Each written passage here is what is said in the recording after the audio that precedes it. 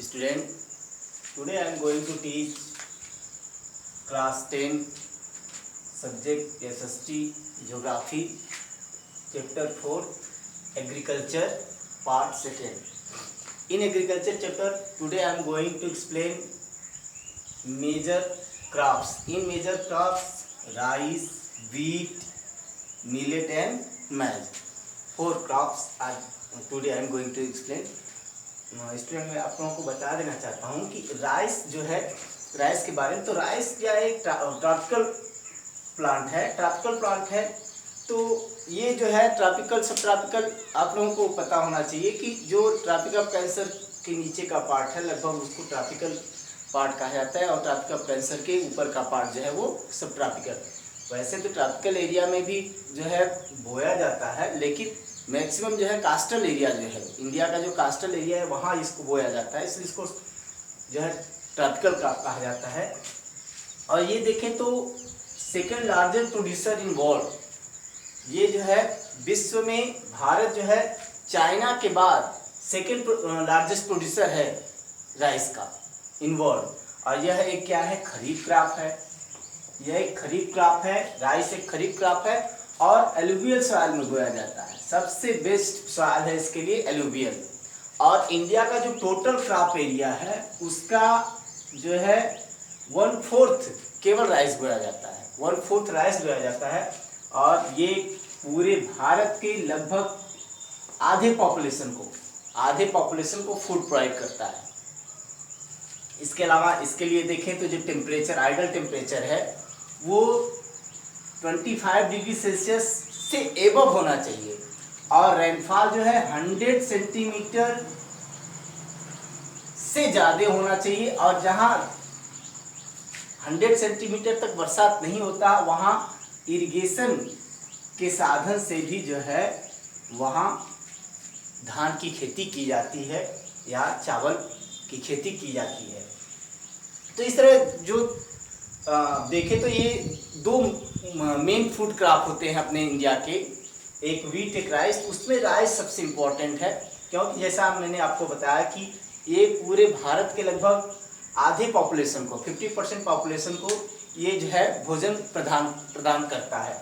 इसके बाद देखें तो इसका डिस्ट्रीब्यूशन जो है जैसे मैंने आपको बताया था कमर्शियल क्रॉप और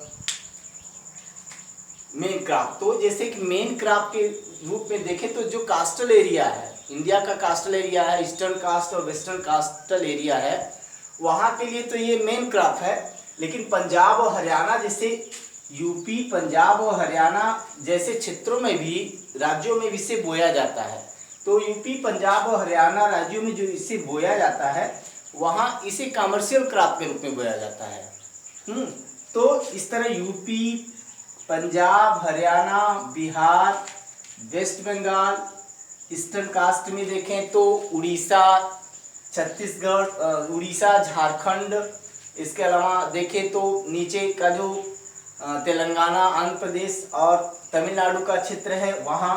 और वेस्टर्न कास्ट में देखें तो जो तटीय किनारा है गुजरात का, महाराष्ट्र का तटीय किनारा, इसके अलावा केरला और कर्नाटका का जो क्षेत्र है उसमें जो कास्टल प्लेन है वहाँ भी जो है अच्छी तरीके से अच्छा प्रोडक्शन राइस का किया जाता है।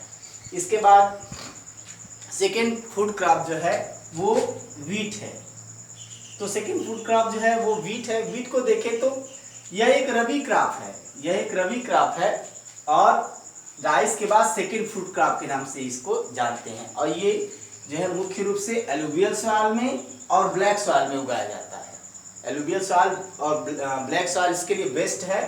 और आइडियल टेम्परेचर जो है सोविंग के समय, यहाँ 2 तरीके का होता है। सोविंग के समय इसका टेम्परेचर 10 to 15 डिग्री सेल्सियस होना चाहिए, और जब हार्वेस्टेड होता है, जब फसल की कटाई की जाती है तो फसल की कटाई के समय टेम्परेचर 25 डिग्री सेल्सियस से एबव होना चाहिए, 25 डिग्री सेल्सियस से एबव होना चाहिए। तो इस तरह रबी क्रॉप जो है लगभग नवंबर-दिसंबर महीने में बोया जाता है वीट का, और हार्वेस्ट जो है वो अप्रैल मई महीने में किया जाता है जब टेम्परेचर 25 डिग्री सेल्सियस से एबव हो जाता है। और यहाँ जो रेनफेड एरिया है वहाँ जो है ये रेनफॉल जो है, यहाँ रेनफॉल लगभग इस समय 50 से 75 सेंटीमीटर होना चाहिए। लेकिन क्या है, ये जो मैक्सिमम एरिया है उसमें देखें तो जो नवंबर और दिसंबर से लेकर के अप्रैल तक का जो महीना होता है, या जो कह लें कि मार्च तक का महीना होता है, उसमें इतना रेनफॉल संभावना कम होता है। तो उस एरिया में जो है इरिगेशन के साधन से भी, जहाँ 50 to 75 सेंटीमीटर बरसात नहीं हो पाता, उस एरिया में इरिगेशन के साधन से भी जो है गेहूं की अच्छी फसल उगाई जाती है। और इस तरह डिस्ट्रीब्यूशन देखें तो इसको दो पार्ट में डिवाइड करते हैं इसके डिस्ट्रीब्यूशन को। एक गंगा सतलज प्लेन है और दूसरा जो है black soil region of Deccan belt है। दो बेल्ट में उगाया जाता है। जैसा मैंने आपको बताया था कि इसके लिए ब्लैक सॉइल और एलुवियल सॉइल की आवश्यकता होती है। तो जो ये देखिए गंगा और सतलज प्लेन है, वहाँ गंगा सतलज प्लेन में एलुवियल सॉइल ज़्यादा पाया जाता है, जो कि एक अच्छा फर्टाइल सॉइल होता है। फर्टाइल सॉइल होता है जिसके कारण जो है वो वहाँ अच्छी तरीके से इसकी फसल उगाई जाती है। उसी तरह जो बताया है, अब गंगा और सतलज प्लेन में पंजाब, हरियाणा, उत्तर प्रदेश का क्षेत्र है, बिहार का जो क्षेत्र है वो गंगा सतलज प्लेन में आता है। इसके बाद देखें तो जो ब्लैक सॉइल और डेक्कन बेल्ट है, इसमें काली मिट्टी पाई जाती है, ब्लैक सॉइल पाया जाता है। ब्लैक सॉइल पाया जाता है तो ब्लैक सॉइल भी जो है गेहूं के प्रोडक्शन के लिए बेस्ट माना गया है। तो इस तरह ये डेक्कन बेल्ट में पाया जाता है। डेक्कन बेल्ट में गुजरात, मध्य प्रदेश, इसके अलावा महाराष्ट्र का जो क्षेत्र है उसमें जो है ब्लैक सॉइल रीजन में इस तरह की फसल या वीट का जो है फसल उगाया जाता है। ये हो गया। इसके बाद हम मिलेट की बात करते हैं। तो मिलेट में स्टूडेंट ज्वार, बाजरा और रागी आता है, जिसको हम लोग कहते हैं हिंदी में बाजरा, ज्वार और एक बजरी होता है जिसको रागी हम कह रहे हैं। तो ये क्या है, बहुत इंपॉर्टेंट होता है क्योंकि इसमें न्यूट्रिशन वैल्यू बहुत हाई होता है। ये न्यूट्रिशन वैल्यू इसमें बहुत हाई होता है।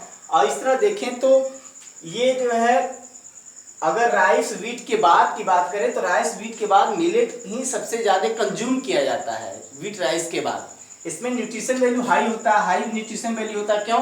क्योंकि इसमें आयरन की मात्रा होती है, कैल्शियम होता है और रफेज जो होते हैं। इसमें आयरन की मात्रा, कैल्शियम की मात्रा और रफेज होते हैं। तो ये हाई न्यूट्रिशन वैल्यू इसको कहा जाता है, इसमें होता है। और ये रेन फेड एरिया में इसको उगाते हैं, जहाँ बरसात कम हो पाता है उस एरिया में, जहाँ बरसात कम हो पाता है उस एरिया में इसे उगाया जा सकता है। और यह मुख्य रूप से MP, UP, Rajasthan, western Rajasthan, eastern Rajasthan, Madhya Pradesh, Karnataka, Andhra Pradesh, Haryana, Punjab आदि राज्यों में इसे उगाया जाता है। हाई न्यूट्रिशन वैल्यू के लिए उगाया जाता है। इसके बाद बात करते हैं मैज। तो मैज एक खरीफ क्रॉप के साथ साथ एक जायद की फसल होता है, जायद क्रॉप भी होता है।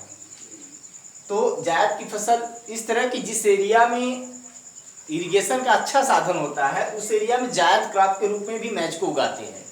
और जिस एरिया में जो है इरिगेशन का अच्छा साधन नहीं है, वहाँ जो है एक तरीके से खरीफ क्रॉप के रूप में इसे उगाते हैं। फिर देखें तो रेनफॉल, ये फूड क्रॉप और फाडर दोनों है। फूड के लिए भी इसे बोया जाता है और फाडर के लिए भी इसे बोया जाता है। और ये टोटल क्रॉप एरिया का 4% है, बोया जाता है। टोटल क्रॉप एरिया का भारत में 4% जो है मैज बोया जाता है। और यहाँ टेम्परेचर 21 से 27 डिग्री सेल्सियस होना चाहिए इसके प्रोडक्शन के लिए। और इसके हाई प्रोडक्शन के लिए जो फार्मर हैं, इंडियन फार्मर में HYV सीड्स यूज करते हैं। इसके अलावा जो है फर्टिलाइजर्स का यूज करते हैं। इरिगेशन के साधन से जो है इसे उगाते हैं। जैसा मैंने आपको बताया कि जहाँ जायद के रूप में, जायद क्रॉप के रूप में इसे उगाया जाता है, उस एरिया में इरिगेशन का जो है की आवश्यकता होती है। इस तरह देखें तो इसे यूपी में, एमपी में, आंध्र प्रदेश में, बिहार में और कर्नाटक के राज्यों में इसे उगाया जाता है। तो आज के लिए यही इतना ही। 4 क्रॉप ने आपको बताया। नेक्स्ट वीडियो में मैं आपको अगले क्रॉप्स के बारे में बताऊंगा। That's all.